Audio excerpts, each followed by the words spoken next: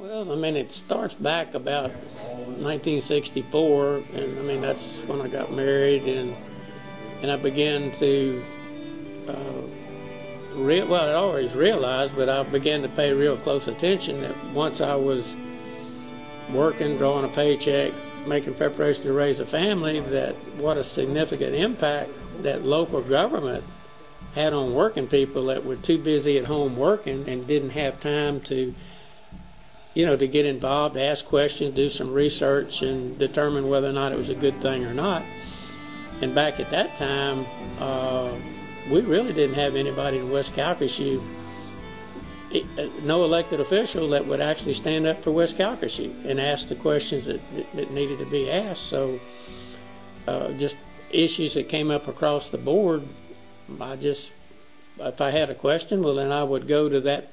But I'd go to the source and ask the question, and then I learned quickly that I should, before I go ask the question, I need to know the answer to it. So I would do the research wherever it took me, and then go address the entity. And a lot of times I'm having to deal with non-elected people that have taxing and bonding authority. That's important.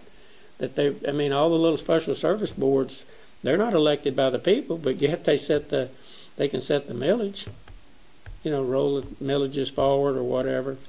For the most part, an average person, if it's an issue of significant importance to them, even today, and they wind up going to a public microphone somewhere, regardless, local, state, or federal public hearing or public meeting, and ask questions, there's a tendency by the people running the meeting to try to immediately make that person feel inferior, inadequate, uninformed, uneducated, and to just kind of get them out of just intimidate them to the point where they'll just shut up, sit down, and maybe never come back.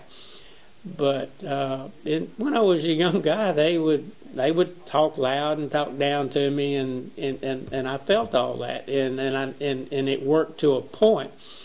But then I learned to do the research before I went to the meeting, and I soon realized that with some research, the average person can know more than the people that's running the meeting would know. And then when they would come back and try to intimidate me by my lack of knowledge, I just turn it back around, and I still do it today. Why don't I know?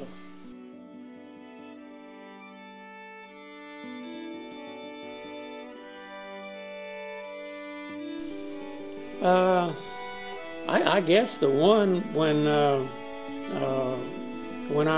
I actually retired from industry, you may not recall how foul the air used to smell. And we had so many unanswered questions with the estuary, so much contamination, that there was a large group of people that were heavily involved in the environmental movement. And all they wanted to do was to try to clean, they first wanted to know what's the true environmental status of where we live. You can smell it in the air. There's no questions about it.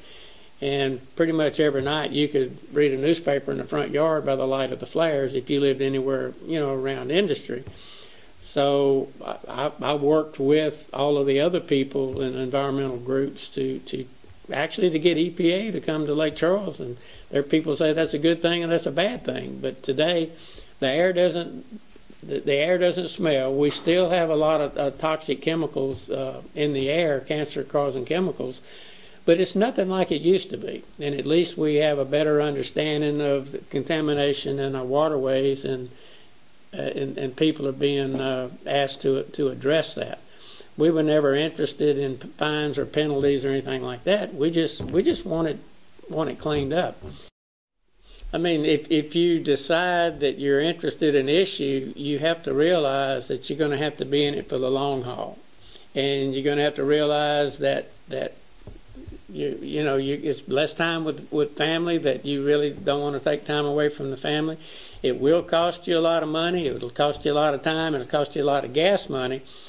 But if you go back to the Constitution and the Bill of Rights and your freedoms, there's just some things you just, if you're a patriot and if you're a true American, then you just have to decide, like they did in the beginning, that okay, I'm going to have to dedicate part of my time or effort to trying to make a difference. And if enough people did that, they could do that.